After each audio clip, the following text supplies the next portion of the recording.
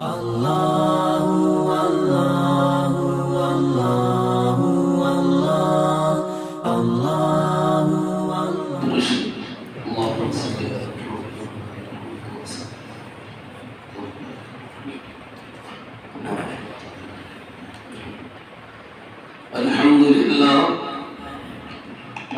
لله نحمده ونستعينه ونستغفره ونؤمن به ونتوكل عليه ونعوذ بالله من شرور أنفسنا ومن سيئات أعمالنا من يهده الله فلا مضل له ومن يضلل فلا هادي له ونشهد أن لا إله إلا الله وحده لا شريك له ونشهد أن سيدنا ومولانا محمدا عبده ورسوله وقد قال الله تبارك وتعالى في شأن حبيبه إن الله وملائكته يصلون على النبي يا أيها الذين آمنوا صلوا عليه وسلموا تسليما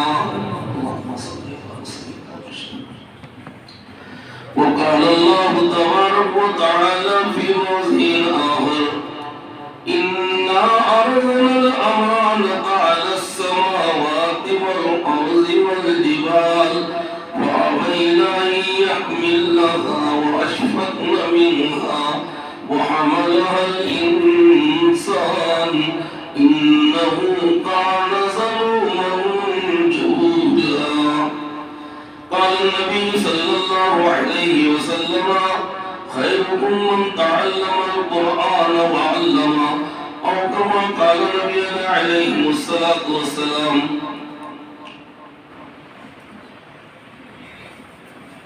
بزرگ اور دوستو، ہمارے عزیزم حضرت مفتی علی صاحب دامت برکاتہم نے آپ کے سامنے بڑی قیمتی باتیں بیان فرمائی اور مختصر وقت میں دریا پر پوزا کر دیا. میں تھوڑا ان سے ہٹ کر بات کروں گا. میرے عزیز دوستو، سب سے پہلے تو میں ہمارا جو ایک معصوم بچہ ہے محمد اویس، اس کو میں مبارکباد پیش کرتا ہوں کہ اللہ تبارک و تعالیٰ نے اس کو ایسی توفیق بخشی کہ اس نے اللہ کا اتنا بڑا مقدس کلام اپنے سینے میں محفوظ کر دیا. قرآن مجید جو ہے وہ عزت والی کتاب ہے، اور وہ عزت والی کتاب جب سینے میں محفوظ ہو جاتی ہے تو وہ آدمی بھی بڑا عزت والا بن جاتا ہے، بڑا مکرم بن جاتا ہے. میرے دوستو عزیزو، اس کی قیمت تو کل ہم کو حشر کے میدان میں معلوم پڑے گی کہ یہ بچے نے کتنا بڑا کمال کیا.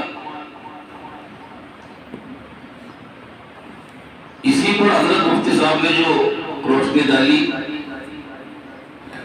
اللہ تبارک و تعالیٰ سے میں دعا گو ہوں کہ اللہ تبارک و تعالیٰ اس کے والدین کو اور اس کے خاندان والوں کو بلند درجہ عطا فرمائے، اور اس قرآن مجید کی صدقے میں اللہ ان کی زندگیوں کو سنوار دے. اب میں ان کے خاندان والوں سے ایک ناصحانہ انداز میں یہ بات کہوں گا کہ آپ یہ بچے سے انہوں نے یہ سبق لے کر ان کے گھر کی تمام مستورات اور ان کے گھر کے تمام مردوں نے یوں سمجھو کہ 5 ٹائم کی نماز تکبیر اولا کے ساتھ شروع کر دینا چاہیے، ورنہ یہ اس بچے کی ناقدری ہوگی. اگر ہم اس بچے کی وجہ سے ہمارے گھر کا ماحول اگر نورانی نہیں بناتے ہیں اور اگر کبھی جنتی ماحول نہیں بناتے ہیں تو یہ ہمارے لیے بدبختی کی بات ہوگی. میرے عزیز دوستو، یہ قرآن مجید جو ہے یہ اللہ کا کلام ہے، یہ اللہ کا پیغام ہے انسانیت کے نام. یہ قرآن مجید یہ ہدایت کی کتاب ہے، عبادت کی نہیں. ھذا ہدا کہا گیا اس کو، ھدی للناس کہا گیا اس کو، ھدی للمتقین کہا گیا اس کو. میرے عزیز دوستو، یہ کتاب مصلی میں بیٹھ کر عبادت کرنا نہیں سکھاتی، بلکہ پیدا ہونے سے لے کر جنت میں جانے تک انسان کی ہر قدم پر رہبری کرتی ہے، رہنمائی کرتی ہے۔ یہ اتنا مقدس کلام ہے کہ اس کو دیکھنا عبادت، اس کو پڑھنا اور پڑھوانا عبادت، اس کو یاد کرنا، یاد کروانا عبادت، اس کو سننا، سنانا عبادت، اور اس پر عمل کرنا یہ سب سے بڑی عبادت۔ یہ قرآن مجید انسانیت کے لیے دستور حیات ہے، یہ قرآن مجید انسانیت کے لیے ضابطۂ حیات ہے، یہ قرآن مجید انسانیت کے لیے منشور حیات ہے، بلکہ میں یہ کہوں گا کہ یہ پوری دنیا کی انسانیت کے لیے آب حیات ہے۔ عربی کا مقولہ ہے کلام الملوک ملوک الکلام، بادشاہوں کا جو کلام ہوتا ہے وہ کلاموں کا بادشاہ ہوتا ہے۔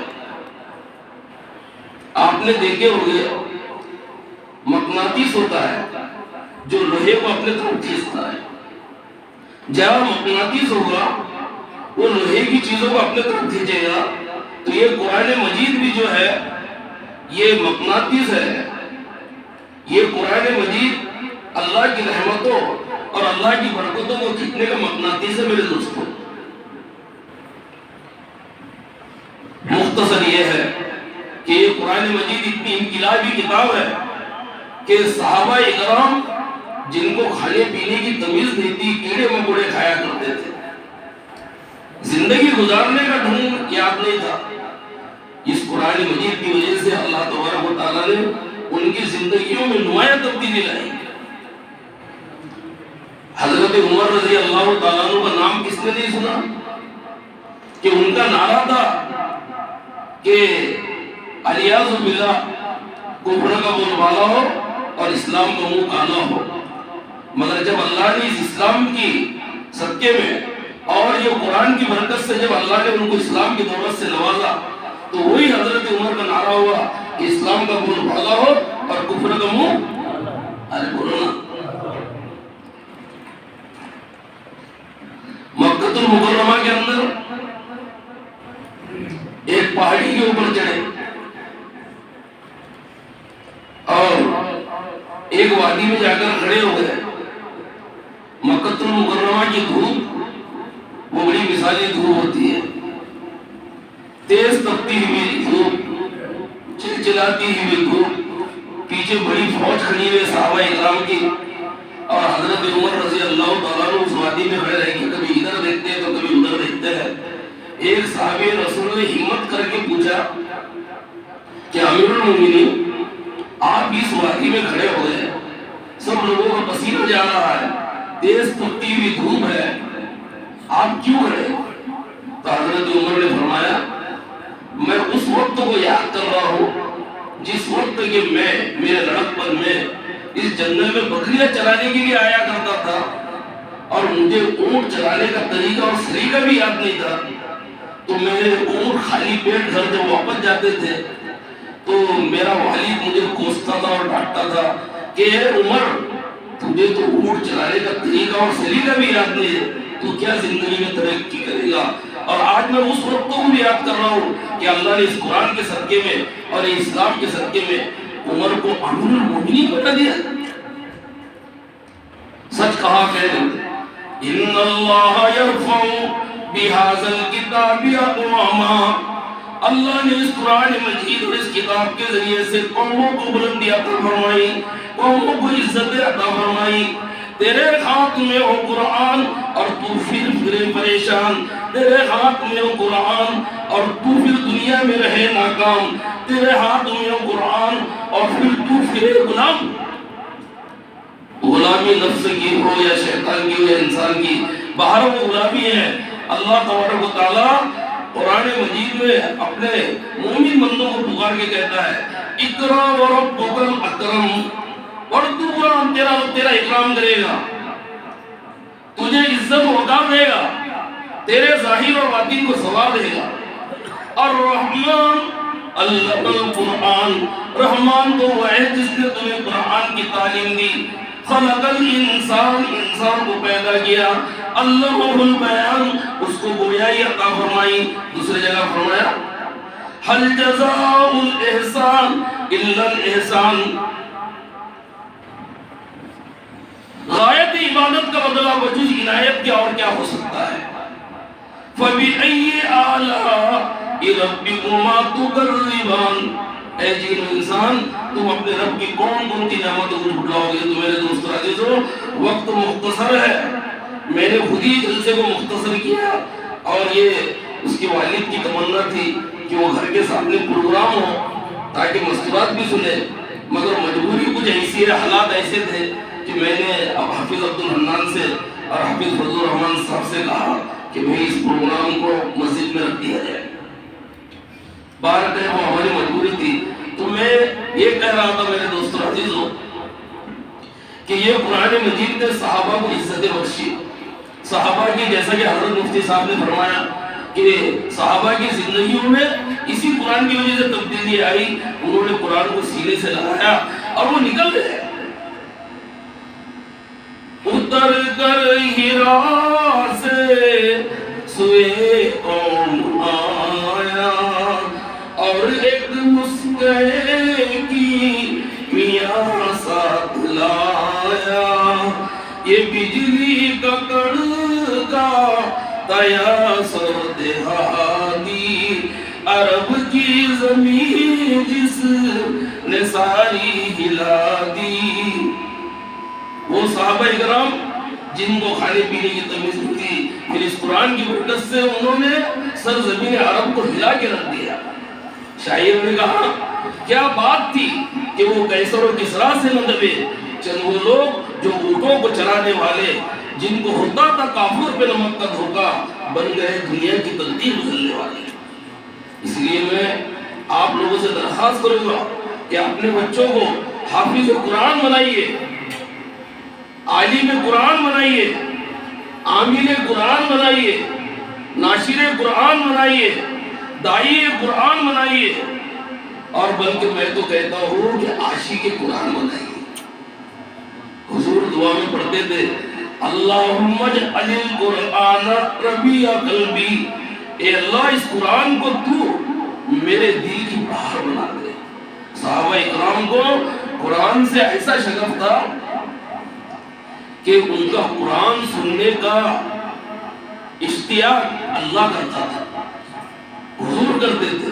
ابی ابن کعب رضی اللہ عنہ ایک صحابی ہے، قرآن پڑھ رہے، حضور سامنے سے آ گئے تو حضرت ابی ابن کعب رضی اللہ عنہ نے قرآن پڑھنا بند کر دیا. حضور نے فرمایا ابی ابن کعب قرآن پڑھیے.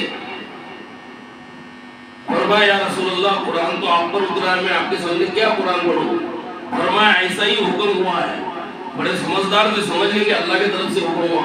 تو فرمایا اللہ سمانی، کہ اللہ نے میرا نام، میں نے فرمایا میرا نام کا ذکر کیا.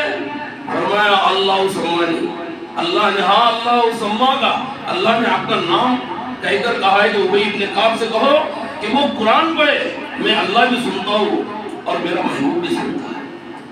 ایک صحابی رسول ہے، تہجد میں قرآن پڑھ رہے اور قرآن پڑھتے پڑھتے رو رہے.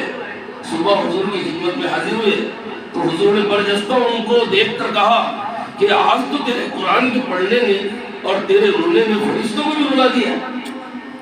تو میرے دوستو عزیزو، مجھے بڑی خوشی کی بات ہے کہ یہ سب سے پہلے تو میں کہوں گا کہ یہ میرا مکتب ہے، اور سب لوگوں سے گزارش یہ کروں گا.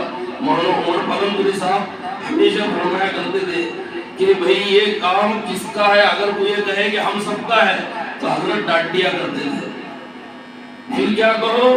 فرمایا کہ بھی یہ کام میرا ہے. جب آدمی کسی کام کو اپنا کام سمجھ کے کرے گا تو وہ خود بھی اس کو انجام دے گا. تو یہ روحے کے جتنے بھی لوگ ہیں یہ قابل تعریف ہے کہ الحمدللہ ہمارے جتنے بھی لوہارے کے لوگ ہیں ان کو اس مکتب کا تعاون ہے. بلکہ میں سمجھو کہ تعریف کے طور پر یہ بھی کہہ سکتا ہوں کہ یہ جو اتنا بڑا ہمارا مکتب تعمیر ہوا، مفتی انیس سے گواہ اس بات کی کہ اس میں باہر کا پیسہ نہیں ہے، بلکہ جب یہ مکتب تعمیر ہوا تو میں نے ضرور بھائی سے کہا کہ میں اس کے پنکھوں اور الیکٹرک کے فٹنگ کا نظم کر دیتا ہوں. تو ضرور بھائی کو شاید یاد ہے نہیں ہے کیا معلوم، انہوں نے مجھے برجستہ حافظ فضل الرحمان کے سامنے کہا کہ نہیں مجھے صاحب اپن نے اتنی بڑی بلڈنگ بنا ہے، اب اپن پنکھوں کا بھی اور الیکٹرک کا بھی نظم اپنے گاؤں سے کریں گے انشاءاللہ. تو اسی وقت میں ان سے کہا کہ اس میں میرا بھی یہ حصہ آپ رکھیے. تو یہ بڑی قابل تعریف ہے. ابھی حضرت عبدل قوا سے سنوری تشریف لائے تھے، اس کے بعد یہ حافظ عبدالحنان مفتی روشن صاحب کے اپنے وہاں آنے والے تھے، مگر یہ لاک ڈاؤن کی دقت اور پریشانی کی وجہ سے انہوں نے معذرت چاہی ہے. یہی مفتی روشن نے ایک مرتبہ یہاں اپنے مستانیہ میں جلسہ ہوا تھا، تو انہوں نے اس مکتب کے بارے میں ایک عجیب جملہ بیان کیا تھا جو کہ یوٹیوب میں موجود ہے اور ہم سب نے سنا تھا کہ اگر پوری ہندوستان لیول پر اگر 20 مکتب کی فہرست بنایا جائے اور اگر اس میں لوہارے کا مکتب نہ ہو تو فہرست ناقص ہے. اور انہوں نے یہ جملہ حلفیہ کہا تھا کہ میں 20-25 سال سے مکاتب کا کام کر رہا ہوں، میں اس میں ایک ضرورتی برابر بھی گلو سے کام نہیں لے رہا ہوں. اور وہی جملے ہمارے گجرات کے کچھ ساتھی آئے تھے تو انہوں نے بھی مطلب یہی جملے ادا کیے تھے. بہرحال اس مکتب کو بڑے بڑے بزرگوں کی دعا ہے. بہرحال میں سنانا چاہ رہا تھا کہ پھر عبدالحنان نے موقع پا کر ایک بچے کا ویڈیو نکال کر حضرت کے ہاتھ میں دے دیا. تو باقاعدہ انہوں نے 2 رکوع اپنے ہاتھ میں پکڑ کر سنے غور سے اور بار بار انگلی ہلاتے رہے. وہ ویڈیو ہمارے پاس موجود ہے. اور اس کے بعد میں درمیان میں حضرت نے قرآن کی آیت بھی پڑھی اور پھر برجستہ کہا کہ آپ نے کہاں پر حفظ کیا؟ تو عبدالحنان نے کہا کہ حسینی ابو کے پاس پڑھے. بولے نہیں ابو کے پاس نہیں، میں نے قاری طیب صاحب کے پاس پڑھا. فرمایا بیٹا میری تو طبیعت خوش ہو گئی مکتب کا بچے کا قرآن سن کر، میں تیرے مکتب میں ضرور آؤں گا. میرے دوست عزیزو، یہ ہمارے مکتب اور یہ بات میں تو سمجھو کہ میں غلو نہیں، یعنی یہ بات جو میں کہہ رہا ہوں اس میں کوئی غلو نہیں ہے کہ مولانا انصار صاحب رحمت اللہ علیہ، میں تو باہر رہتا ہوں. بہرحال میری یہ سمجھے کہ روحانی طور پہ میں مکتب میں حاضر رہتا ہوں، وقتاً فوقتاً آتا بھی ہوں. جو لوگ یہ تقاضا رکھتے ہیں، جو بولتے ہیں، برابر ان کی ہمت افزائی بھی کرتا ہوں. مگر مولانا تو بیچارے یہاں پر ہی مقیم رہتے تھے اور باقاعدہ مکتب میں آگے بیٹھنا. ایک موقع پر مولانا یعقوب اشرف صاحب کو بھی یاد آئے، بچوں کو قرآن سنائے. مولانا یعقوب صاحب رحمت اللہ علیہ، اللہ حضرت کی قبر کو نور سے بھر دے، کہو آمین. تو میرے دوستو عزیزو، یہ تو ہمارے مولانا حسن صاحب رحمت اللہ علیہ اور مولانا یعقوب اشرف صاحب، انہی کے یعنی سمجھو کہ یہ روحانیت ہے، انہی کے برکات ہے.